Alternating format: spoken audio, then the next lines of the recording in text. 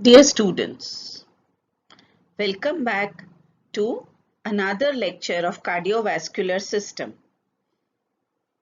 This again is an important topic in cardiovascular system, and this is in continuation to the valvular diseases that we started in our last class. We saw in our last class the infectious endocarditis. We saw what is endocarditis, we saw classification of endocarditis, and in the non-infectious type, we saw the entity of rheumatic fever and rheumatic heart disease. So today we will be talking about rheumatic fever and rheumatic heart disease. Objectives for today's session: at the end of the session, the student shall be able to define rheumatic fever and discuss its etiopathogenesis in detail, classify rheumatic fever and describe morphology in each case, describe the clinical presentation of rheumatic heart disease, enumerate the diagnostic criteria for diagnosis of acute rheumatic fever, describe the chronic complications and course of the disease. Definition: what is acute rheumatic fever? Acute rheumatic fever is an acute, immunologically mediated, multi-system inflammatory disease affecting the heart, especially the heart, and other organs like joints, CNS, skin, and subcutaneous tissue. So, mark the words. It is acute, as the name suggests. It is immunologically mediated, multi-system because it involves the heart, the joints, the central nervous system, the skin and the subcutaneous tissue, and an inflammation. It is an inflammatory disease. Rheumatic heart disease is a chronic disease associated with rheumatic fever, which seriously affects the heart, mainly manifesting as valvular abnormalities or deformities in heart. A rheumatic fever follows an episode of group A streptococcal pharyngitis. So after an episode of pharyngitis, there occurs rheumatic fever. There are two phases of rheumatic fever. As I said, acute rheumatic fever, which manifests as heart disease during acute phase, which is also called as rheumatic carditis, and the chronic rheumatic heart disease, which the acute may progress to cause chronic rheumatic heart disease, which manifests as chronic valvular deformities, and this may manifest years after the disease. And these chronic valvular deformities, when we talk of, it mainly particularly involves the mitral valve. If we see the epidemiology, rheumatic heart disease is a major health concern around the globe, especially in developing countries. Though evidence suggests that incidence and mortality due to rheumatic heart disease has declined in many parts of the world. And this is due to improved sanitation, rapid diagnosis, and treatment of streptococcal pharyngitis. Because as I already said, rheumatic fever always follows an episode of streptococcal pharyngitis. In India, rheumatic fever is endemic, remains one of the major causes of valvular heart disease, accounting for 25 to 45% of acquired heart disease. If we see the host factors, age, very important. Children between 5 to 15 years of age are the most susceptible. So rheumatic fever occurs in children between ages 5 to 15, not before 5. Sex, it is equal in both sexes but may be seen as slightly more in females. There are many socio-economic factors associated, environmental factors such as overcrowding, poor sanitation, poverty. These are all predisposing to development of, as we know, pharyngitis and then subsequently leading to rheumatic fever. Incidence is more in winter, in early spring, and so on. Let us see the etiology and pathogenesis of rheumatic fever. As I said, acute rheumatic fever is a post-streptococcal disease. It develops after a latent period of 1 to 3 weeks after an episode of pharyngitis by group A beta hemolytic streptococci. So first there is an infection of the throat, pharyngitis or sore throat by group A beta hemolytic, and after the pharyngitis episode, after 1 to 3 weeks of that episode, there occurs the occurrence of acute rheumatic fever. Though we say that the disease is caused by group A beta hemolytic streptococci, it is not the bacteria which causes direct infection and leads to development of rheumatic fever. The mechanism of the disease or the lesions is not by direct infection, but the mechanism is due to induction of hypersensitivity or autoimmune reaction, which is induced by group A beta hemolytic streptococci. So there is infection by streptococci which induces development of hypersensitivity or autoimmune reaction, which leads to damage to the heart and to other organs, and that is why this disease is called as immunologically mediated disease and not an infectious or suppurative type of disease. So causative organism, as I've already said, beta hemolytic streptococcus. You all know beta hemolytic streptococcus is further subdivided by Lancefield into group A, B, C. So it is the group A beta hemolytic streptococcus and those strains which are rheumatogenic strains. Not all strains cause rheumatic fever. There are some strains of group A beta hemolytic streptococcus which cause rheumatic fever. So due to this group A beta hemolytic, there is pharyngitis, and then this pharyngitis is followed by acute rheumatic fever, and in some cases it will be followed by chronic rheumatic heart disease. We all know what is autoimmunity. It is well shown in this diagram how the antibodies produced by the bodies along with attacking the outside antigen, they also recognize the self antigens as foreign antigens and they destroy that. So this is autoimmune disorders in a nutshell. I'm showing this because here in rheumatic fever, it is the autoimmunity or the hypersensitivity which has a how the disease is immunologically mediated. So this results from hypersensitivity reaction induced by group A streptococci. This immunologically mediated disease, it results because of the host response. Whenever there is a group A streptococcal infection, throat infection, it is followed by a host response. And how does the host respond to it? Host responds to it by activation of both cell-mediated and antibody-mediated immunity. So this is type 4 hypersensitivity and this is type 2 hypersensitivity. So once there is infection, our antibody-mediated immunity produces antibodies and the cell-mediated immunity produces CD4 plus lymphocytes. So these are produced in response to the infection of throat by group A streptococcus. Now when these antibodies are produced, these antibodies will not only attack the foreign antigens. Actually these antibodies are produced against the antigenic components of streptococcus, right? But the problem is that there is some similarity between the antigenic components of streptococcus and some antigens in our human heart.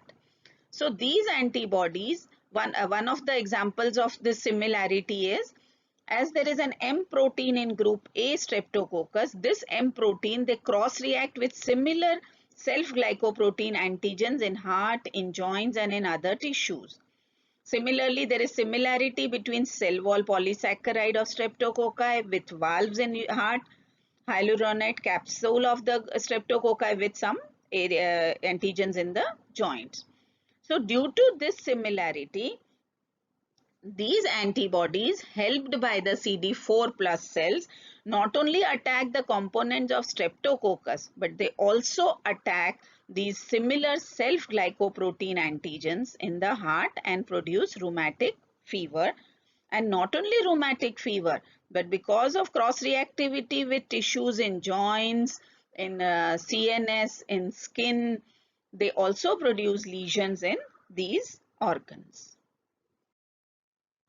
So let us just revise this here. We imagine that this is a child between somewhere 10 years of age. The child has developed streptococcal pharyngitis. So this is where the bacteria of streptococci are lodged, right? So this streptococcal pharyngitis, whenever there is infection, we know it leads to chemotaxis and everything. And there is an inflow of inflammatory cells over here. So neutrophils come in, which are later followed by macrophages, and these macrophages will take up these bacteria and they will present this to the immune system in our body. So when these are presented to the immune system, our immune system responds by induction of antibody mediated immunity and cell mediated immunity. So antibodies are produced and CD4 T cells are produced. Now we know that the function of the antibodies and T cells is to go back and attack these bacteria and destroy them, right? That is why they are produced. It's the protective mechanism in our body. And in most of the cases, this is what happens. These antibodies, they go back, they destroy the bacteria, attack them and eliminate them. This is what happens in most of the cases. We can say that this happens in around 97 to 98% of the cases. But what happens in the rest 2 to 3% of cases? In these remaining cases, these antibodies, these produced by the immune system, they attack the bacteria definitely, but they also attack our self antigens in the heart, right? Now, why does this happen? As I've already told you, these antigens in the bacteria, there is some similarity between antigens of the bacteria and antigens in our heart, joint and other organs, some of the other organs. So because of this similarity, these antibodies, they not only destroy bacteria, but they also destroy these, attack these antigens in the heart. And we all know, we have studied this in immunity. This is what is called as antigenic mimicry or molecular mimicry. That is, the antibodies are destroying because of cross reactivity. There is cross reactivity between the antigens. So these antibodies, as I said, there is similarity between antigens of bacteria and antigens in the heart, antigen in the bones, that is especially joints, not bones, especially the synovial joints, then antigens in the skin, antigens in subcutaneous tissue and antigens in CNS. And because of this molecular mimicry, the lesions in acute rheumatic fever involve not only the heart, in which there is rheumatic carditis, it also involves the synovial joint, where the lesion is called polyarthritis, lesions in skin, which is called as erythema marginatum, lesions in subcutaneous tissue, which are called as subcutaneous nodules, and lesions in CNS, especially the basal nuclei or the basal ganglia, where it is called as chorea.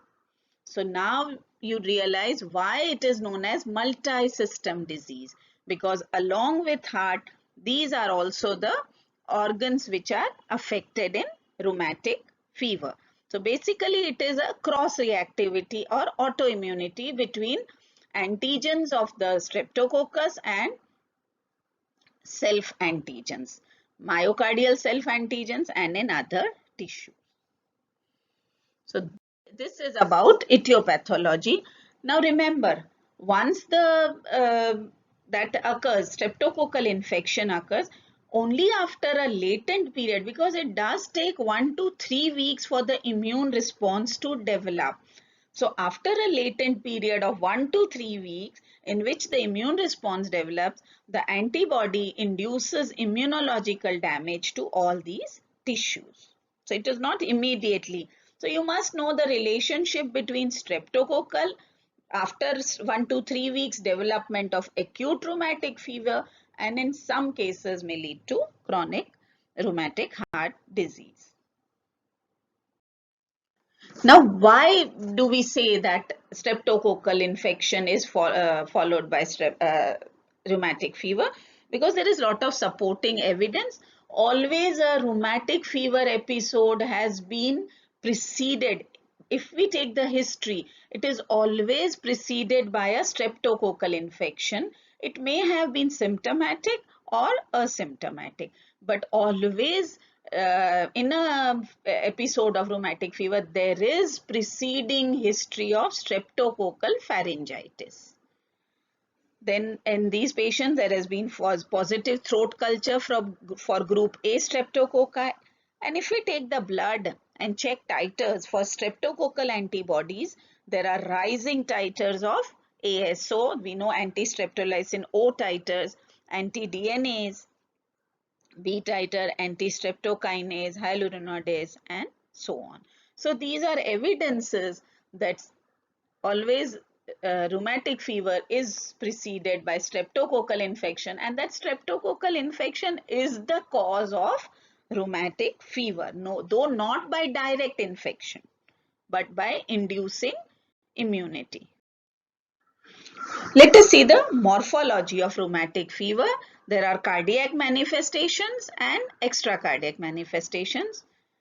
So first we will see the morphology of the cardiac manifestations.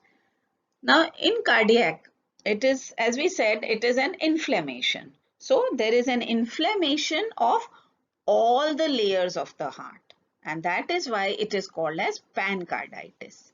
So there is rheumatic myocarditis, myocardium is also involved, pericardium is also involved, and endocardium is also involved, and that is why it is called as pancarditis.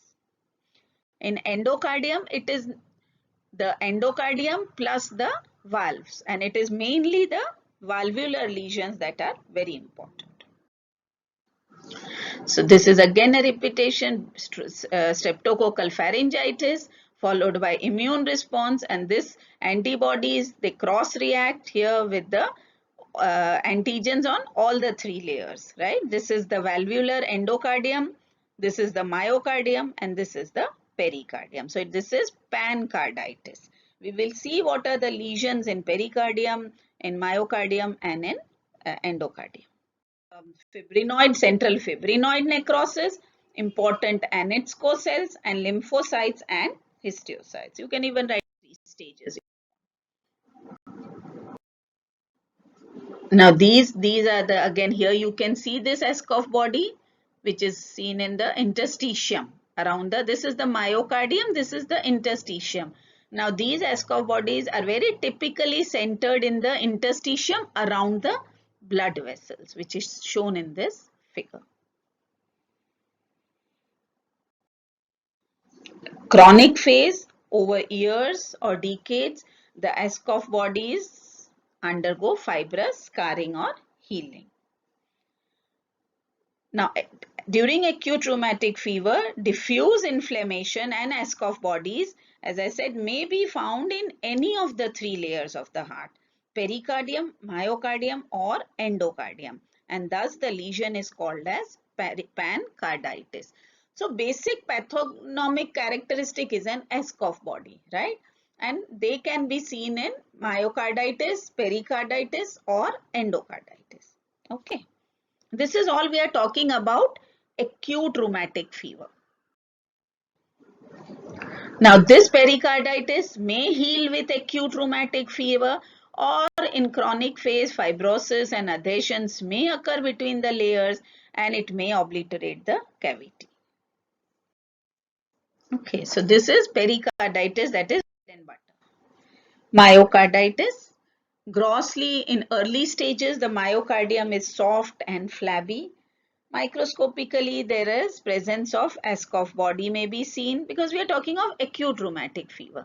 Most frequently in IVS, left ventricle and left atrium. Few patients may die of rheumatic myocarditis. So we saw pericarditis, we saw myocarditis. Now we come to rheumatic endocarditis. Now this affects both mural and valvular endocardium, right? Mural is the inner layer and the endocardium which lines the valve is the valvular endocardium. What are the lesions? So first we'll talk of valvulitis. So lesions are in the valves and in the mural. So first, what are the lesions in the valve? Valve involvement is very common. It can affect any valve. Mitral valve alone is most commonly involved. It may be involved even in 60 to 70% of cases. Then next common is mitral plus aortic. May occur in around 20-25% of cases. Tricuspid and pulmonary involvement is less frequent. What happens to the affected valve? The affected valve, because of inflammation, becomes edematous, opaque, and thickened. And because of inflammation, when it becomes inflamed, there is focal loss of endothelium or on the endocardium on the valve. And whenever there is slight loss of endocardium, this leads to deposition of fibrin on these areas of endocardium, and along with this fibrin, platelets and everything may come in, and this leads to formation of vegetation or what we call as verrucae. So main lesions are the verrucae. So where do these lesions occur? See, when we say the valve leaflets, these valve leaflets are hitting each other when they are whenever there is because of inflammation, the heart rate may be increased, and along the cusps, along the where the leaflets close, there whenever there is inflammation because and loss of endocardium, there will be deposition of fibrin and platelets. So these verrucae or vegetations are seen along the lines of closure, and these vegetations are very tiny. We can see here in this. So these are the rheumatic vegetations here.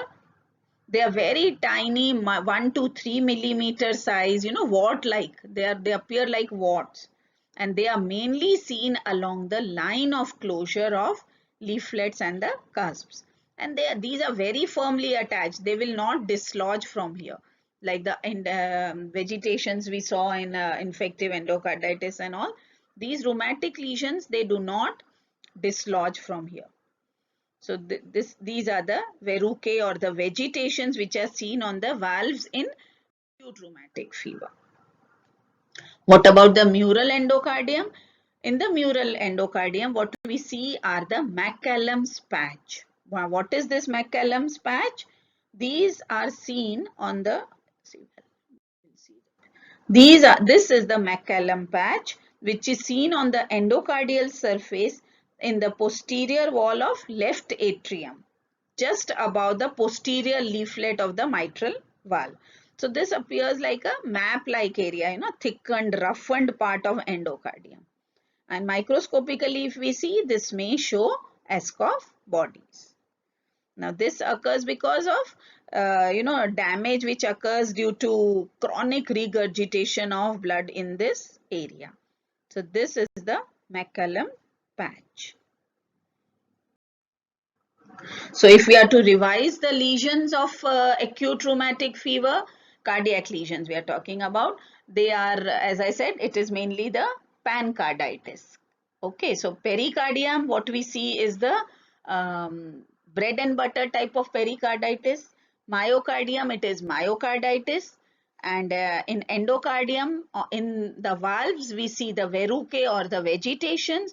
And in the mural endocardium, we see the McCallum patch. And microscopically, if we see, the most important or characteristic lesion is the Askov body. So this is the morphology of acute rheumatic fever.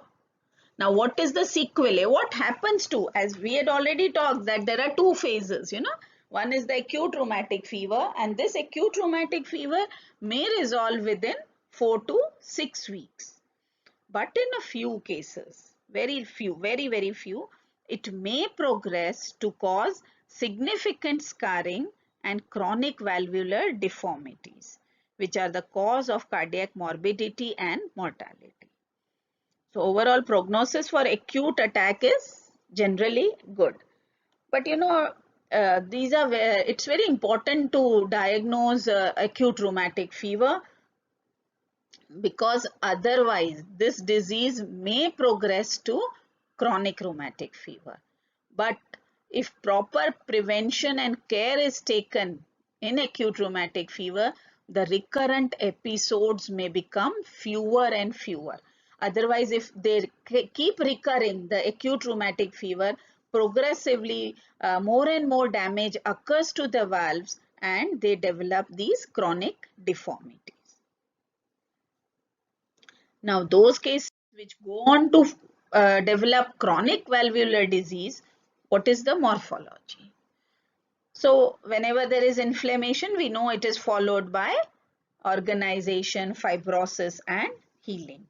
So, that is what occurs in the area of mitral valve, aortic valve, which have undergone acute, which have taken, which were involved in acute rheumatic fever. So, in some cases, chronic disease may occur, and there is irreversible deformity of these valves. Again, alone mitral valve most, then mitral plus aortic.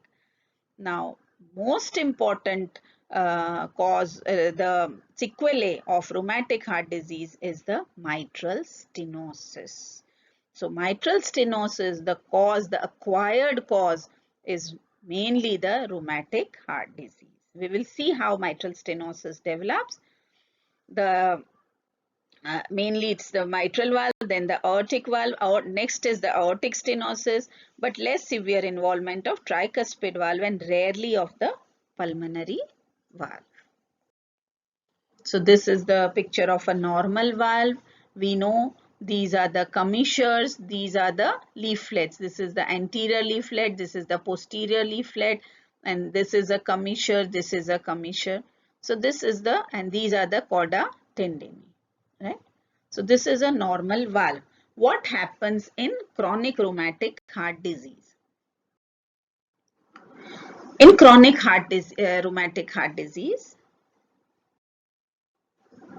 so this is again in this diagram, according to this is the mitral valve, and these are the cusps, closure along the lines of closures, and this is where along the lines of closures the vegetation or verrucae were formed.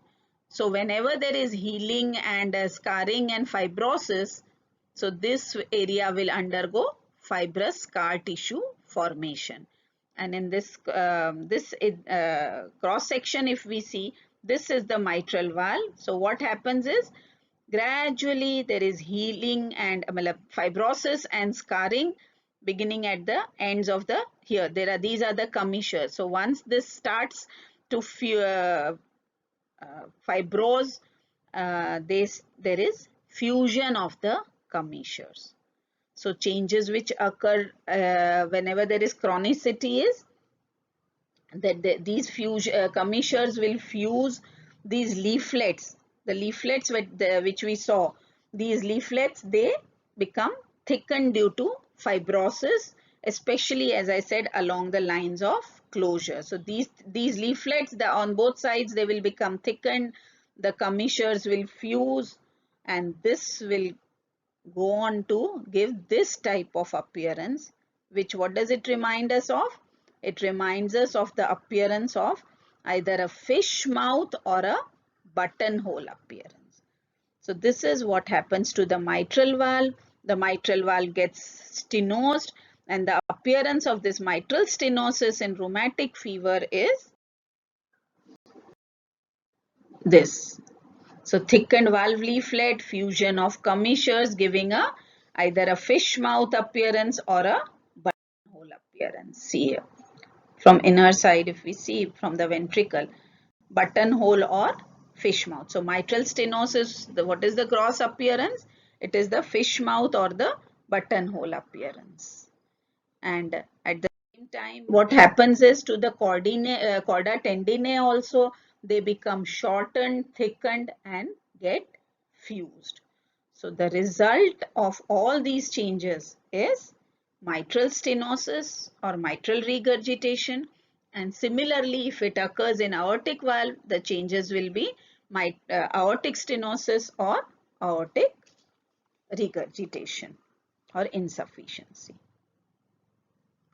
Microscopically, if we see here, there is nothing but diffuse fibrosis and neovascularization. You will not see Askoff bodies because this is a late phase. They have been replaced by the fibrous scars. So this is the morphology of chronic rheumatic heart disease, in which what do we see? The fish mouth or the buttonhole appearance, leading to mitral stenosis. So what is the course of the disease? Severe mitral stenosis. What happens? So there is a back pressure. It will lead to left atrium dilatation, and there may be mural thrombus in that. Long-standing congestive changes may occur in the lung, leading to right ventricular hypertrophy. Remember, there is never left ventricular hypertrophy in isolated pure mitral stenosis. That will occur only if there is an associated mitral regurgitation. Clinical manifestations, cardiac, we have already seen cardiac manifestations that are many because it's a multi-system disease. So first is the arthritis. The type of arthritis here is a fleeting migratory type of polyarthritis. It is called as fleeting migratory because the patient, when the child comes to your OPD, he will complain of first one joint. So it may be a knee joint that is involved. And then he will say that it subsided in the next week. And in the next week, it was the ankle joint which was involved. So this is a typical complaint of rheumatic fever. And this is what is called as migratory or fleeting type of polyarthritis. The patient will present with swollen, painful, tender joints. Remember to differentiate arthritis from arthralgia, because arthritis is a major criteria for diagnosis, whereas arthralgia, which is just pain in joint, is a minor criteria for diagnosis. Generally, this heals with the acute chronic fever. When we said involvement of central nervous system in the multi-system disease, it is the basal nuclei or the basal ganglia which are involved, and this is where the main motor program occurs. So any disturbance here in this area leads to disordered, purposeless and jerky movements of the trunk or extremities. And this is what we call as Sydenham's chorea or St. Vitus's dance. Skin lesions are seen as erythema marginatum. This is the distribution which we also call as bathing suit pattern. Central pale areas surrounded by red margins, mainly on the trunks and limbs, and they are non-itchy. Subcutaneous nodules, painless, pea-sized, small palpable nodules, especially on the extensor surfaces of joints attached to tendons, then spines, scapulae and scalp. So there are Jones revised criteria for clinical diagnosis, which have been classified into major criteria and minor criteria.